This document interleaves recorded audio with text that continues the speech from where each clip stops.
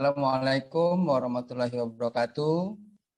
Kami dari kelompok 5 akan coba mempresentasikan tugas kami yang berjudul Keterkaitan Kurikulum dan Inovasi Pendidikan, dosen pengampu Profesor Dr. Makhluk MPD. Sebelum kita saksikan presentasinya, saya akan memperkenalkan teman-teman saya. Yang pertama Ibu Feni Wismayanti, yang kedua Ibu Rizky Fitri, yang ketiga Ibu Putri Mayasari, selanjutnya Ibu Selvi Desmasari, dan saya sendiri Bapak Mansupriantos. Untuk yang pertama, kita dengarkan presentasi dari Ibu Feni Wismayanti. Kepada Ibu, disilahkan. Terima kasih Pak Mentos. Saya akan share screen dulu.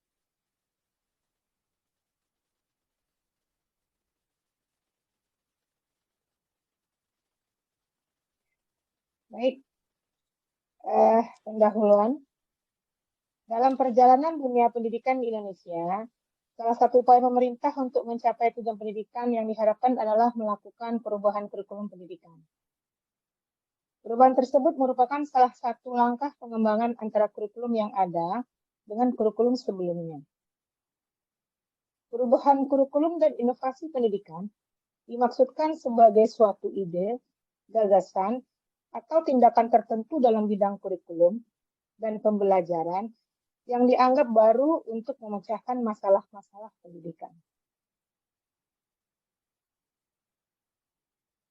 Keterkaitan inovasi kurikulum dengan pendidikan menurut Hamalik tahun 1992. Yang pertama, ada inovasi yang dikembangkan untuk menjawab permasalahan relevansi. Contohnya adalah seperti program muatan lokal dalam kurikulum sekolah dasar dan sekolah lanjutan. Yang kedua, ada inovasi yang diarahkan untuk menjawab tantangan pemerataan pendidikan, seperti adanya universitas terbuka, SMP terbuka, dan program paket B pada pendidikan luar sekolah. Yang ketiga, inovasi yang lebih dititikberatkan pada upaya menanggulangi permasalahan mutu lulusan yang kurang memadai, seperti adanya kurikulum berbasis kompetensi atau KBK dan sistem modul. Yang keempat, inovasi yang berkaitan pada misi utamanya adalah untuk menjawab permasalahan efisiensi pendidikan, seperti adanya sistem maju berkelanjutan dan sistem sekolah kecil. Inovasi kurikulum berdasarkan prinsip pendidikan. Yang pertama adalah kurikulum berbasis kompetensi. Merupakan salah satu inovasi kebijakan yang didorong oleh perubahan dan tuntutan dimensi globalisasi, yang ditandai dengan kemajuan ilmu pengetahuan dan teknologi, sehingga kehidupan penuh persaingan untuk kemajuan suatu bangsa. Yang kedua, kurikulum berbasis masyarakat. Perkembangan penduduk yang sejalan dengan dinamika masyarakat, di mana bahan dan objek kajian kebijakan dan ketetapan dilakukan di daerah, yang disesuaikan dengan kondisi lingkungan alam, sosial, ekonomi, budaya, dan kebutuhan pembangunan daerah. Yang ketiga, kurikulum berbasis sekolah. Kurikulum merupakan bagian dari pendidikan dan pengajaran dengan menerapkan kurikulum terpadu yang memungkinkan siswa baik secara individual maupun klasikal aktif menggali, menemukan konsep dan prinsip secara holistik, bermakna dan otentik. Selanjutnya akan disampaikan oleh rekan saya, Selvi Desmasari. Kepada Selvi, saya persilahkan.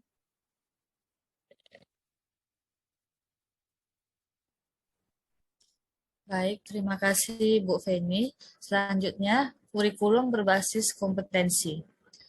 Pengertiannya yaitu seperangkat rencana dan pengaturan tentang kompetensi dan hasil belajar yang harus dicapai siswa, penilaian kegiatan belajar mengajar dan pemberdayaan sumber daya pendidikan dan pengembangan sekolah, menurut Depdiknas tahun 2002. Selanjutnya yang kedua, yaitu konsep. Menitik beratkan pada kemampuan di bidang pengetahuan, keterampilan, sikap yang diwujudkan dalam bentuk tindakan, baik kompetensi akademis, okupasional, kultural, maupun temporal. Selanjutnya yang ketiga itu ada karakteristik.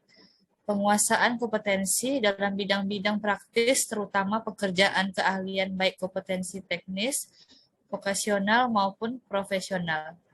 Dan yang keempat, pengembangan. Memfokuskan pada kompetensi tertentu, perpaduan pengetahuan, keterampilan, dan sikap sebagai wujud pemahaman terhadap konsep yang dipelajari. Kurikulum berbasis masyarakat. Pengertiannya yaitu merupakan kurikulum yang menekankan perpaduan antara sekolah dan masyarakat guna mencapai tujuan pengajaran. Kemudian ada karakteristik. Berpusat kepada masyarakat dari segi pembelajaran, baik orientasi, metode sumber belajar, strategi, pengajaran berpusat pada kepentingan siswa sebagai bekal hidup. Dan yang ketiga, pengembangan. Bertitik tolak dari tujuan pendidikan, analisis kebutuhan, implementasi kurikulum, seleksi strategi pembelajaran, teknik evaluasi, dan evaluasi program kurikulum. Baiklah, selanjutnya akan dilanjutkan oleh rekan saya dengan Bapak Men Supriyanto.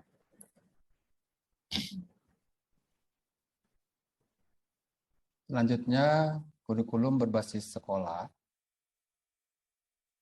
Yang pertama pengertiannya adalah bentuk kurikulum yang meniadakan batas-batas antara berbagai mata pelajaran dan menyajikan bahan pelajaran dalam bentuk unit berdasarkan kebutuhan anak didik.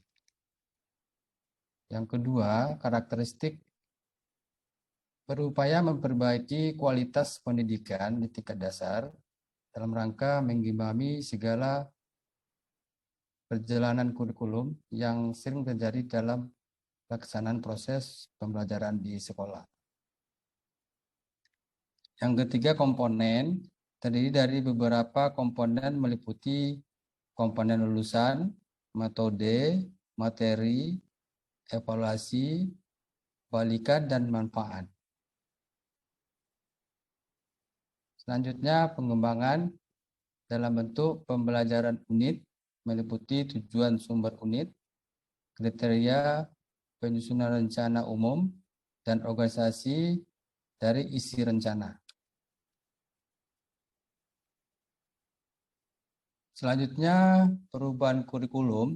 Kita mulai dari kurikulum 68, di mana terjadi perubahan standar kurikulum pendidikan Pancawardhana menjadi pengembangan jiwa Pancasila. Kemudian kita masuk kepada kurikulum 1975. Ini merupakan penyempurnaan dari kurikulum 68, di mana lebih terperinci baik metode, materi, maupun tujuannya. Pada kurikulum ini, kita mengenal istilah TIK dan TIU, atau tujuan institusional khusus dan tujuan instruksional umum. Selanjutnya, kurikulum 84 merupakan penyempurnaan dari kurikulum 75. Di sini kita mengenal dengan istilah cara belajar siswa aktif atau CBSA. Selanjutnya, pada kurikulum 94 merupakan penyempurnaan dari kurikulum 84 yang terdapat pembagian waktu pembelajaran, yaitu dengan sistem semester itu diganti dengan catur bulan, dengan harapan siswa dapat memahami materi pelajaran lebih banyak. Selanjutnya kita masuk ke kurikulum 2004. Kurikulum 2004 ini kita kenal juga dengan kurikulum berbasis kompetensi yang mengandung 3 unsur pokok, yaitu pemilihan materi kompetensi, kemudian indikator evaluasi, dan pengembangan pembelajaran. Selanjutnya, kurikulum 2006. Kurikulum 2006 ini kita kenal dengan KTSP, yaitu kurikulum tingkat satuan pendidikan, di mana kurikulum ini merupakan kelanjutan dari KBK, yang mana isi kurikulumnya tidak jauh berbeda dari kurikulum KBK. Selanjutnya, kurikulum 2013. Kurikulum 2013 ini kompetensi diutamakan adalah kompetensi sikap, pengetahuan, dan keterampilan. Jadi di sini kita mengenal penilaian sikap, keterampilan, dan pengetahuan, tetapi yang diutamakan adalah kompetensi sikap. Kemudian sebelum masuk ke kurikulum berikutnya, di kurikulum 2013 ini sering terjadi revisi-revisi. Dan kemudian juga di kurikulum 2013 ini kita juga dilanda oleh COVID-19, maka terjadi kurikulum darurat, yang mana kurikulum itu bisa dibuat oleh satuan pendidikan sendiri, kemudian bisa juga mengikuti kurikulum nasional. Selanjutnya, kurikulum Merdeka. Kurikulum Merdeka merupakan jawaban dari kurikulum di masa pandemi COVID-19, di mana kurikulum Merdeka ini memberikan kebebasan kepada sekolah untuk menentukan kurikulum sesuai dengan kemampuan mereka sendiri. Di mana kurikulum Merdeka ini sekolah boleh memilih dengan 3 pilihan, yaitu kurikulum Merdeka Mandiri Belajar, kemudian kurikulum Merdeka Mandiri Berbagi, kemudian kurikulum Merdeka Mandiri Berbagi. Maksudnya di sini, kalau kurikulum Mandiri Belajar itu adalah kombinasi kurikulum 2013 dengan kurikulum Merdeka, yang mana di sini masih melaksanakan kurikulum 13, tetapi harus menerapkan prinsip penerapan profil pelajar Pancasila. Kemudian di kurikulum Merdeka Berubah itu telah ditentukan oleh Kementerian bahwasanya mengikuti aturan-aturan yang telah ada, dan sama halnya dengan kurikulum berbagi, itu dilaksanakan bagi sekolah penggerak. Selanjutnya kita minta kepada Ibu Rizky Fitri untuk membacakan. Terima kasih kepada Bapak Mensupriantos. Pembahasan selanjutnya yaitu inovasi pendidikan. Inovasi berasal dari kata innovation yang berarti pembaruan atau perubahan. Ibrahim mengemukakan bahwa inovasi pendidikan ini bertujuan untuk memecahkan masalah pendidikan. Jadi, inovasi pendidikan merupakan suatu ide atau metode yang dirasakan atau diamati sebagai suatu hal yang baru bagi seseorang atau masyarakat yang digunakan untuk mencapai tujuan pendidikan atau untuk memecahkan masalah pendidikan.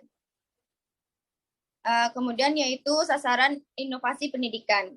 Inovasi pendidikan melibatkan semua unsur sebagai usaha untuk melakukan perubahan dalam pendidikan.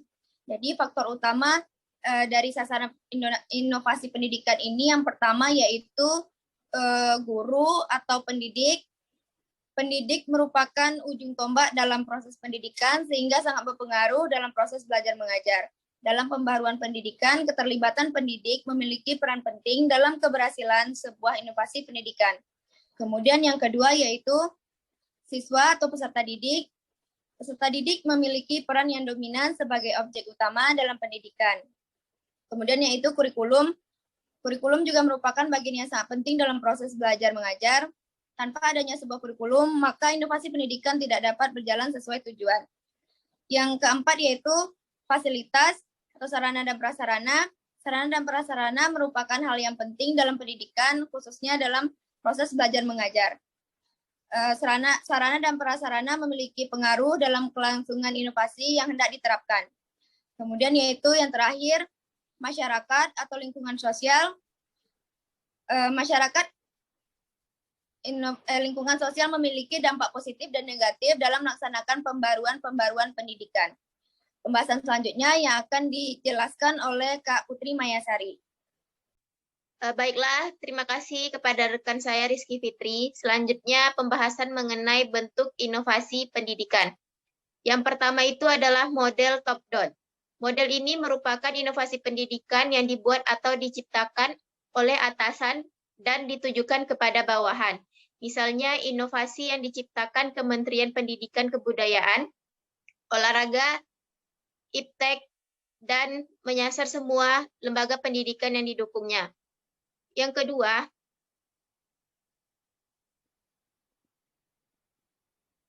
model dari bawah ke atas atau model bottom up adalah model inovasi pendidikan yang diciptakan dari bawah untuk menjamin dan meningkatkan mutu pendidikan. Salah satu contoh inovasi sekolah dan guru untuk mendukung pembelajaran di sekolah dan ruang kelas seperti yel-yel. Yel-yel ini biasanya terjadi sebelum kelas dimulai, dan guru didorong untuk mengucapkan beberapa nyanyian yang diajarkan kepada siswa.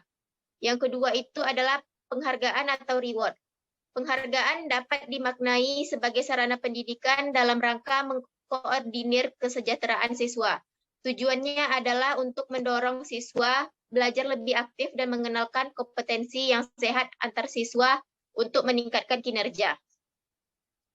Selanjutnya, faktor-faktor yang perlu diperhatikan dalam inovasi pendidikan. Yang pertama itu adalah pengajar atau guru. Pengajar menjadi ujung tombak pada aplikasi pendidikan.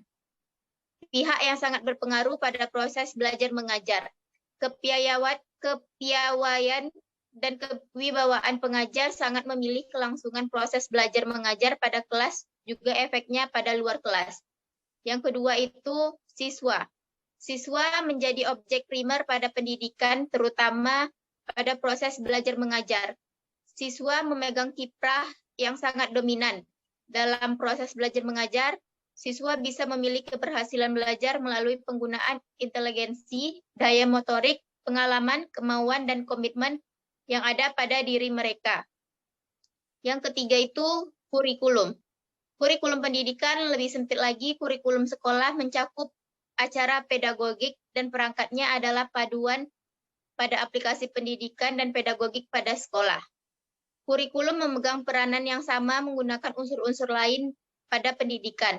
Tanpa adanya kurikulum dan tanpa mengikuti acara-acara yang terdapat pada dalamnya, maka penemuan pendidikan tidak akan berjalan sinkron menggunakan tujuan penemuan itu sendiri. Yang keempat, fasilitas. Fasilitas ini termasuk prasarana pendidikan. Fasilitas tidak bisa diabaikan pada proses pendidikan, khususnya pada proses belajar mengajar. Fasilitas, terutama fasilitas belajar, adalah hal yang esensial pada mengadakan perubahan dan pembaharuan pendidikan. Yang kelima itu lingkup sosial masyarakat. Dalam menerapkan penemuan pendidikan, terdapat hal yang tidak secara pribadi terlibat pada perubahan tadi. Akan tetapi sanggup membawa dampak baik positif maupun negatif pada pelaksanaan pembaruan pendidikan. Masyarakat secara pribadi atau tidak terlibat pada pendidikan, sebab apa yang ingin dilakukan pada pendidikan sebenarnya mengganti warga sebagai lebih baik, terutama warga pada mana siswa itu berasal. Selanjutnya, kesimpulan. Kesimpulan dari materi ini adalah inovasi pendidikan berarti upaya-upaya yang dilakukan secara sadar untuk memperbaiki aspek-aspek dalam bidang pendidikan, termasuk di dalamnya pembelajaran, yang berarti menggambarkan suatu hasil yang sangat berbeda dengan yang terjadi sebelumnya. Memperbaiki masalah pendidikan menjadi latar belakang munculnya perubahan kurikulum sebagai implikasinya terhadap proses pendidikan dalam mencapai tujuan pendidikan. Demikian presentasi dari kelompok kami. Selanjutnya saya kembalikan kepada moderator Bapak Men Supriyantos. Terima kasih kepada teman-teman kelompok 5 yang sudah mempresentasikan tugas kita dengan judul keterkaitan kurikulum dan inovasi pendidikan. Semoga bermanfaat. Saya tutup. Wabillahi taufiq wal hidayah. Assalamualaikum warahmatullahi wabarakatuh. Waalaikumsalam warahmatullahi wabarakatuh. Terima kasih.